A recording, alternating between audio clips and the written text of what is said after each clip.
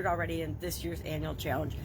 Today we're talking about let me grab my SOAP framework, the A in the SOAP framework, right? Yesterday we brainstormed 10 different options, 10 different things we could do to start filling the gap between where we are and where we want to be with the problem or the challenge or the setback or the thing that we are investigating and applying the SOAP framework to this week. Me, it's implementing a new software program. And actually, it's a grandly updated version of a software program that I've been using for about 6 or 7 years. And so it's vastly different than the old version. So I need to figure out how to transition all of my businesses over to this new software and all the businesses I help with this software to the new software.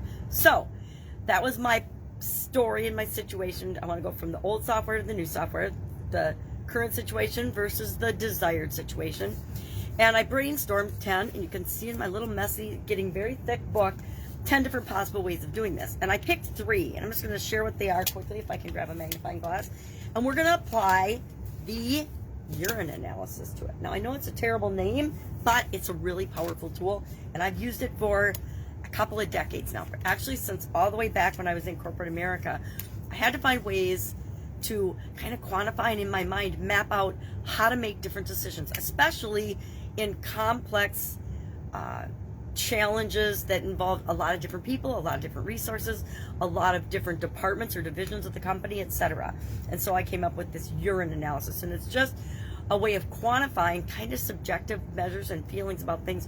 Works really, really well, like nominal group technique, in a group setting when all of the different parties involved get to have a say in the projects and the moving forward, etc. So I picked do and document the process for one business. That was 3. Number 8 was pick one new business and go through the process. So instead of using it on one of my existing businesses, set up a new company or a dummy company, but it can be a real company, and go through the entire process. First on that, which as I go through the urine analysis, I might go toward that because I think that is a safe way not to mess up anything that's going on already. And then number 10 was just take one step at a time, the next step. What's the next step I need to take in order to make this happen? And maybe it's just look for additional help in this project, because it's a pretty big project for me, especially given my vision challenges. So if I'm looking at the urine analysis, and you can see I already made my urine grid here in my book so that I can actually do this. I have not done it yet, but what we do is we look at the different options based on whether they're urgent, the amount of resources it'll take to pull the project off, or the thing that actually we're looking at doing. Is it important? Is it an important thing that we do? And is it necessary? There's a slight difference between important and necessary. Important is maybe it is important to you. Necessary means it's got to get done, but it might not be important to you, right? If I think of housework, I think housework is sometimes urgent. It takes my resources. It's important and well, it's not super important to me, but it's necessary, right? So it's more necessary to me than it is important. It's necessary that it gets done, but it's not important that I be the one that does it. And then effort and energy. How much energy and effort is it going to take for this particular alternative that you're analyzing? So I'm going to look at my different alternatives, and I usually rate them on a scale of either 1 to 10. So for resources and energy, I would give a lower number to the ones I like the least, or that are going to take the most resources and the most energy. They would get a low number.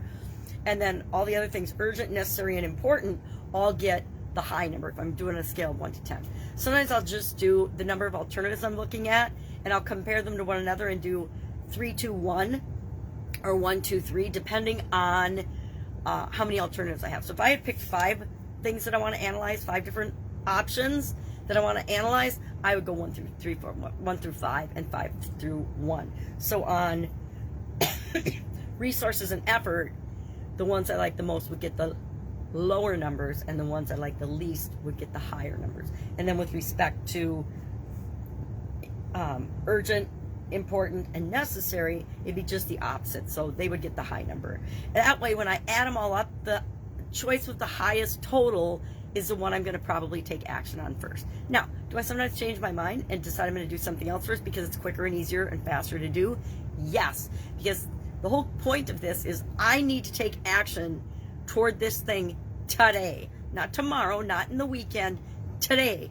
And even if it's a tiny step, taking action toward it is better than not doing anything. So I might say, okay, I'm going to do this for a new business, but I don't even know what business I'm going to do it for. That might take me a day to decide and ferret out some of those things. So what could I do to take action right now? So I might actually take action on another thing because I know I can, while I'm watching my granddaughter today, do some research into help and resources to help me make this project go quickly and smoothly. Anyway, that's it for today. Our urine analysis. Our action item today is to do the urine analysis on your 3 options that you picked from yesterday, and just ask yourself, on a scale of 1 to 10, how urgent is it that I do this alternative? Then on the next one, how urgent is it that I do this alternative? And then how urgent is it I do the third alternative? And it's amazing how something as simple as this framework, one option rises to the top, right? Really quickly and easy. Because the truth is, we always know what to do. This is just giving ourselves permission to take action on the things that we know what we need to do. All right, any questions, hit me up. Otherwise, I will be with you tomorrow. Have an awesome day. Bye.